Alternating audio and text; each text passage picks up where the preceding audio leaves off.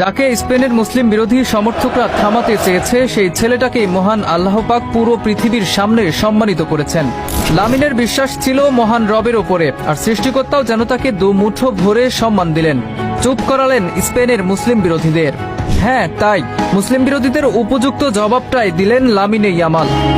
মুসলিম হবার জন্য কত কটু কথা শুনতে হয়েছে লামিনকে। একটা সময় তো বলেই ফেললেন প্রয়োজনে তিনি ফুটবল ছেড়ে দেবেন, তবুও তার ধর্মকে কটু কথা বললে ছাড় দেবেন না। লামিনকে ফুটবল ছাড়তে হয়নি, বরং সব অবজ্ঞার জবাব এক রাতে দিয়ে দিয়েছেন। লামিনের এই জয়টা কি পুরো মুসলিম বিশ্বেরই নয়? স্পেনে যখন চলছে মুসলিম বিরোধী স্লোগান, তখন ফুটবল মাঠে মুসলিমদের হয়ে একাই লড়ে যাচ্ছিলেন বার্সেলোনা সেনসেশন। মোহাম্মদ সালাহর মতো তারকারাও তার পাশে দাঁড়ায়নি, কিন্তু লামিন একাই লড়েছেন।